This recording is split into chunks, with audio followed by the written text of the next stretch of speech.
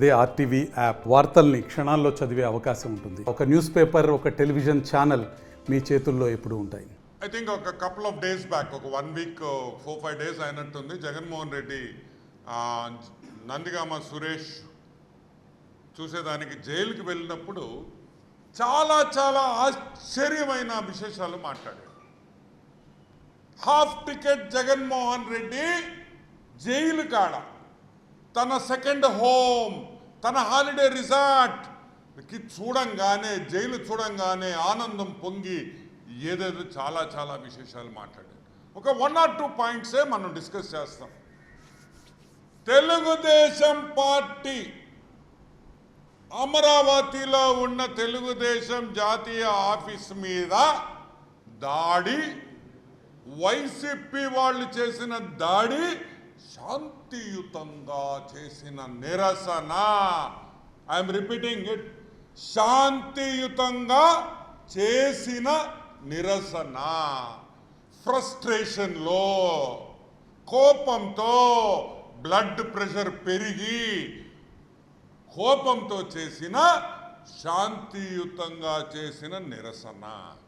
ఈ నిరసన కార్యక్రమంలో కర్రలు, కత్తులు, బీర్ బాటిల్స్ ఇన్ని కూడా వాడిన ఆ మన హాఫ్ టికెట్కి, మన హాఫ్ టికెట్ మాజీ ముఖ్యమంత్రికి అది శాంతియుత నిరసనగా ఆయన వర్ణించాడు.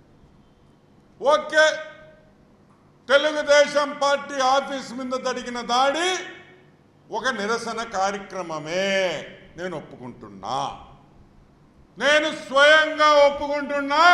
అది నిరసన కార్యక్రమమే, వేరేది కానే కాదు.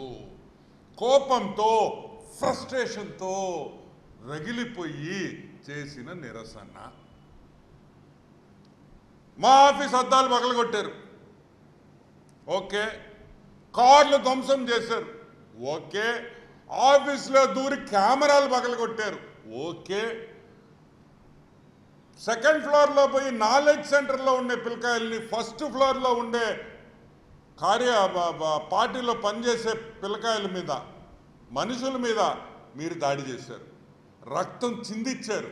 కానీ అది మామూలు నిరసన. చెప్పింది ఎవరు? మన హాఫ్ టికెట్ ముఖ్యమంత్రి. సో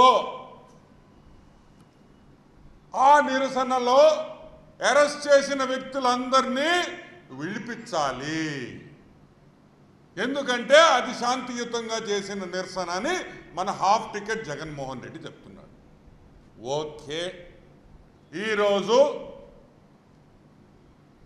ముఖ్యమంత్రి చంద్రబాబు నాయుడు గారి తరపున మా హోం మంత్రి అనిత గారి తరపున అన్ని కేసులు వెనక్కి తీసుకునేదానికి మేము సిద్ధంగా ఉన్నాం. ఆన్ రికార్డ్ చెప్తున్నా, ఆన్ రికార్డ్, ప్రతి కేసు, పార్టీ ఆఫీసుకి సంబంధించిన ప్రతి కేసు వెనక్కి తీసుకుంటాం. పొరపాటైందని క్షమాపణ కోరుతాం. కానీ ఒక షరతు.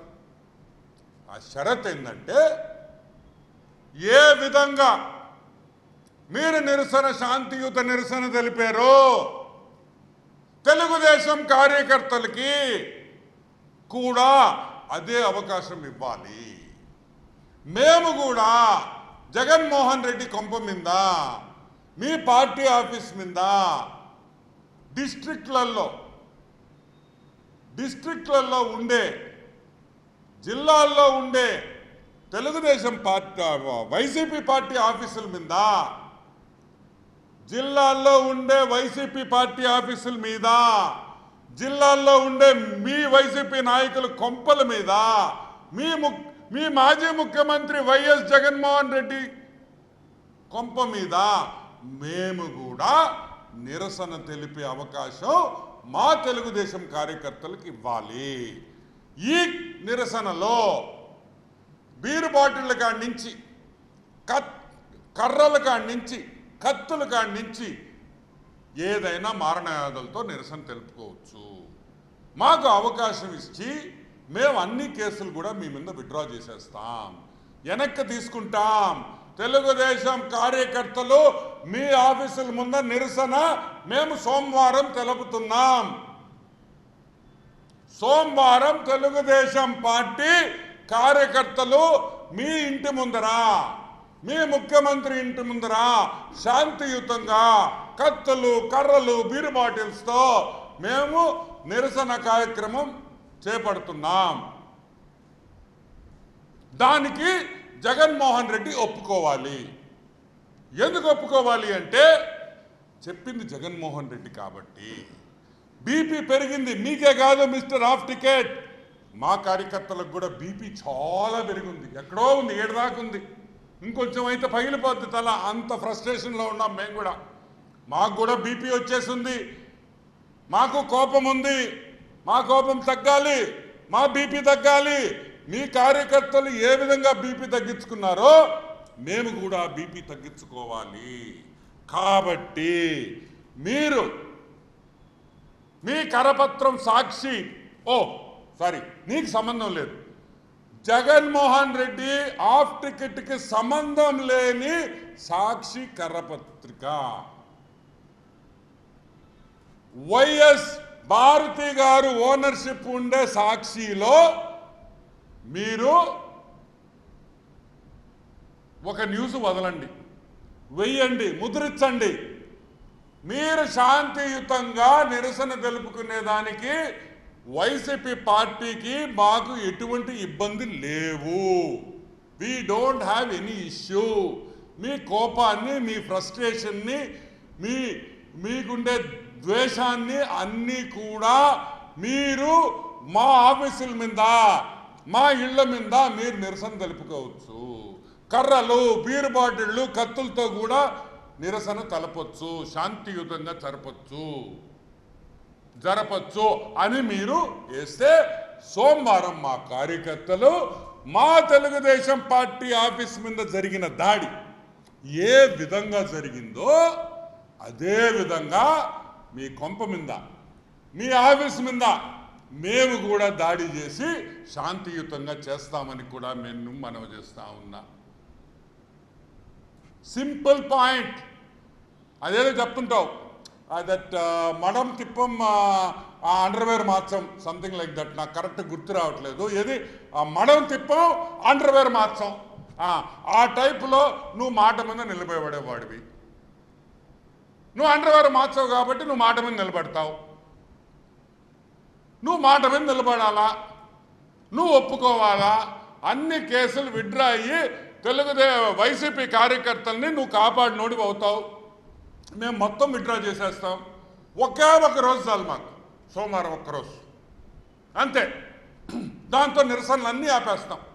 No more, close, story over. మా కోపాలు తగ్గిపోతాయి. మీరు ఎట్ట కోపాలు వచ్చి మీరు బీపీ తగ్గించుకోవాలనుకున్నారో అదే పద్ధతిలో మాకు తెలుగుదేశం కార్యకర్తలకి మా బీపీలు తగ్గించుకునే దానికి కూడా మీరు అవకాశం ఇవ్వాలా. మా హెల్త్ కూడా బాగుపడుద్ది. ఈరోజు ఒక మాజీ ముఖ్యమంత్రి, ఒక హాఫ్ టికెట్, ఒక సైకో, నేను ఊరికే అంటంలా, ఏమని లండన్కి వెళ్తానని చెప్పంగానే దయచేసి ఎవరు ఆపొద్దు. నేను మన జ్యుడిషియరీ, మన లీగల్ డిపార్ట్మెంటు, మన కోర్టులు, హైకోర్టు అందరికీ నేను విజ్ఞప్తి చేస్తున్నా, అతను ఒక మానసిక రోగి. He is mentally retarded. Mental retarded అంటే మీకు అందరికీ తెలుసు. ఈ మానసిక రోగికి అప్పుడప్పుడు లండన్లో మాత్రలు తీసుకోకపోతే పిచ్చి పిచ్చిగా మాట్లాడతాడు. ఇదే ఉదాహరణ. కాబట్టి మీరు మగోళ్ళైతే, మీరు మొగతనం ఉంటే, నిజంగా మీరు చెప్పిన మాట మీద నిలబడే పని అయితే మీరు రేపు సాక్షి పేపర్లో వేయంగానే సోమవారం మేము నిరసన కార్యక్రమానికి మేము పిలిపిస్తాం. మేము రెడీగా ఉన్నాం, రెడీగా ఉండాలి, కార్యకర్తలు కూడా రెడీగా ఉంటాం అని కూడా నేను మనవి చేస్తున్నాను. ఇంకో విషయం, ఈ మానసిక రోగి గురించి చెప్తా. ఏందా మొన్న ఫ్లడ్స్లో అది కూడా ఎట చెప్తాడా,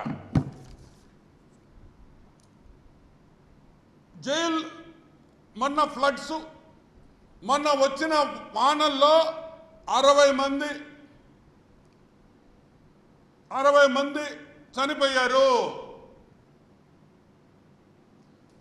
చంద్రబాబు నాయుడు సరిగ్గా చేయలేదు. అది విఫలమయ్యాడు. ఏంది నాకు అర్థం కదా. 5 ఏళ్ళు ముఖ్యమంత్రిగా చేశావు, ఇప్పుడు పేపర్ కూడా సరిగ్గా చదవలేవురే. ఏం మనుషులు మీద 60 మంది చచ్చిపోయారు. ఏడు చచ్చిపోయారు? నీ మనసులో చచ్చిపోయారు, నీ ఆలోచనలో చచ్చిపోయారు. నువ్వు అనుకుంది 60 మంది చచ్చిపోవాలని,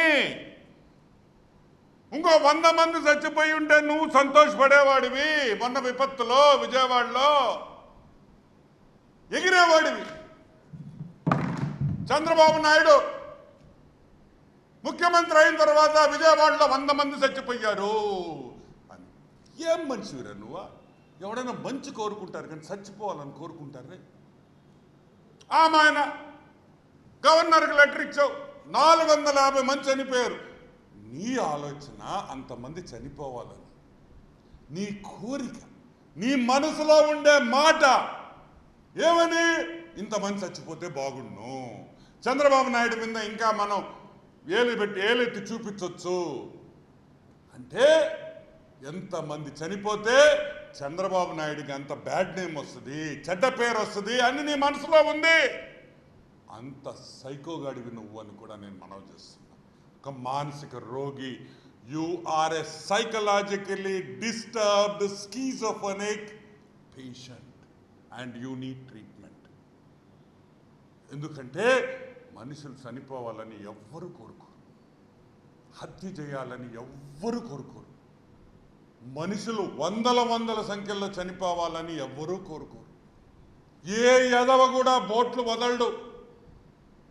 ఏ ఎదవ కూడా బోట్లు వదిలి ఒక బ్యారేజీ మునిగిపోయి పగల గేట్స్ అన్ని బ్లాస్ట్ అయ్యి ఆ బోట్ల వల్ల జనాలు చనిపోవాలని ఎవ్వడు అనుకో.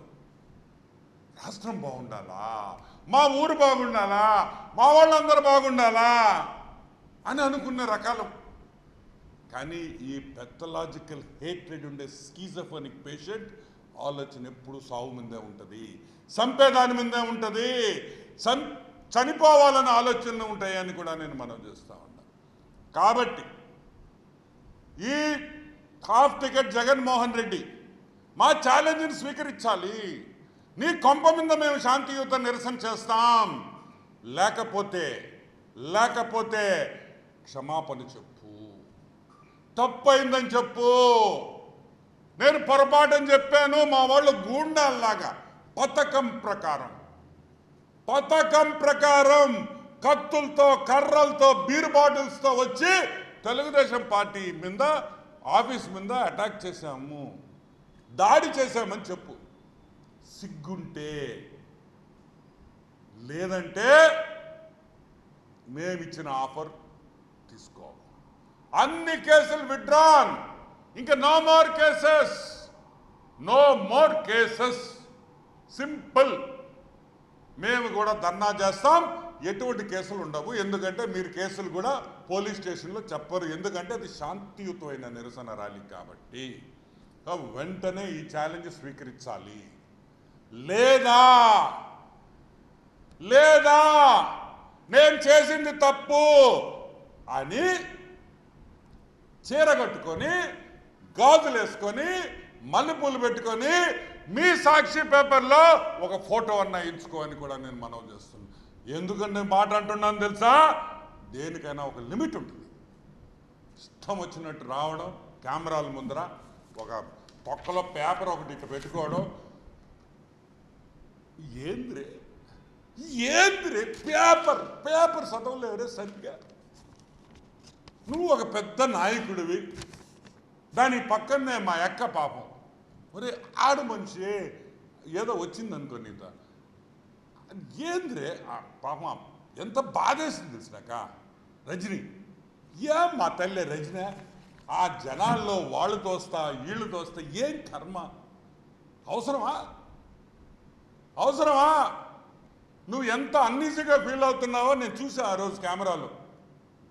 పాపం ఆడ మనిషి గౌరవించండి రా. ఒక ఆడ మనిషి ఇస్తే స్థలం ఇవ్వండి రా. అక్కడ కూడా వదలరు రే మీరా. Useless fellows. చిచ్చి అసహ్యం వస్తుందిరా మిమ్మల్ని చూస్తుంటే. కాబట్టి వెంటనే ఛాలెంజ్ స్వీకరించాలి. కేసులు విత్డ్రా చేసేదానికి, కేసులు వెనక్కి తీసుకునేదానికి మేము సిద్ధం. సంసిద్ధం. సిద్ధం సిద్ధం సిద్ధం. We are ready. ఛాలెంజ్ తీసుకోండి, స్వీకరించండి. Thank you.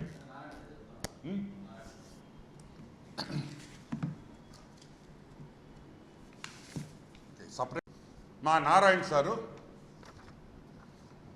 మంత్రివర్లు, మున్సిపల్ శాఖ మంత్రివర్లు ఒక జాబితా రిలీజ్ చేశారు. 26 లేఅవుట్ల లిస్ట్. ఎన్ని? 27 లిస్ట్. 40 అన్ఆథరైజ్డ్ లేఅవుట్ల లిస్ట్ ఇచ్చారు. కరెక్ట్గా తెలుగుదేశం ఆఫీస్ నుంచి, నెల్లూరులో పార్టీ ఆఫీస్ నుంచి కరెక్ట్గా 300 మీటర్లలో నిన్న మొన్న 3 రోజుల నుంచి 3 అపార్ట్మెంట్లలో 4th ఫ్లోర్ 5th ఫ్లోర్ వేస్తున్నారు. నేను అడుగుతున్నా ఈరోజు ఈ కార్పొరేషన్ వాళ్ళని, మంత్రి లిస్ట్ ఇచ్చిన నడి బొడ్డు నెల్లూరు నడి బొడ్డులో వాళ్ళ పాటికి వాళ్ళు వేసుకుంటా ఉంటే అసలు లెక్కలేదు మీకు మంత్రి అంటే. అసలు మంత్రి అంటే లెక్కలేదు, భయం కూడా లేదా? ఏది మీ ధైర్యం అంటున్నా? ఎక్కడి నుంచి వచ్చింది ఈ ధైర్యం అంటున్నా? ఎవరు ఇచ్చారు మీకు ఈ ధైర్యం అని అడుగుతున్నా. హూ గేవ్ యూ ఇంత ధైర్యం? అడ్డగోలుగా నారాయణ సార్ జాబితా ఇస్తే మీ పాటికి మీరు వేసుకోండి అని చెప్పి ఆఫీస్ ఖర్చులు. ఇప్పుడు లంచం కాదండి, నెల్లూరులో లంచాలు లేవు, ఓన్లీ ఆఫీస్ ఖర్చులు, ఆఫీస్ ఎక్స్పెండిచర్ అని ఒక కొత్త పదం సృష్టించి ఆఫీస్ ఖర్చులు అని చెప్పి కార్పొరేషన్ వాళ్ళు అడ్డగోలుగా డబ్బులు తీసుకొని, నారాయణ అయితే ఏమి ఒక్క జాబితా ఇస్తే బొక్కల జాబితా అని చెప్పి మీ పార్టీకి మీరు మంత్రిని లెక్క చేయకుండా మీ పార్టీకి ఆఫీస్ ఖర్చులు అని చెప్పి డబ్బులు తీసుకొని మీ పని మీరు చేసుకుంటారా? మంత్రి అయితే మాకేంటి, ఏం పేక్తాడు మంత్రి అని మీ కార్పొరేషన్ అఫీషియల్స్ అనుకుంటున్నారా? అంటే ఇంత తెగిచ్చారా అని అడుగుతున్నా. ఇంత భయం లేకుండా ఉందా అని అడుగుతున్నా. ఏం మీరు నారాయణ సార్ తక్కువ అంచనా వేస్తున్నారు? నారాయణ సార్కి కానీ కోపం వచ్చిందనుకో తాట తీసేస్తాడు ఒక్కొక్కడికి, గుర్తు పెట్టుకోండి. ఏదో పాపం మా నారాయణ సార్ గమ్ముగా మెత్తగా ఉంటాడని మెత్తగా మనిషి అనుకున్నారేమో. అతనికి కోపం వస్తే రాక్షసులకు రాక్షసుడు. అర్థమైందా? ఇప్పుడు కన్నా ఆపండి. నారాయణ సార్ సహనాన్ని పరీక్షిద్దని కూడా నేను మనవి చేస్తా ఉన్నా. వెంటనే ఈ బిల్డింగ్స్, ఈ జాబితా వచ్చిన తర్వాత వేసిన స్లాబ్లు వెంటనే పగలగొట్టాలి, తొలగించాలి, హైడ్రా పెట్టాలి, అన్నీ కూల్చేయాలని కూడా నేను మనవి చేస్తా ఉన్నా. మరిన్ని వీడియోస్ కోసం ఛానల్ ని సబ్స్క్రైబ్ చేయండి. లేటెస్ట్ అప్డేట్స్ కోసం వాట్సాప్ ఛానల్ ని ఫాలో చేయండి. అండ్ లింక్ డిస్క్రిప్షన్ లో ఉంది.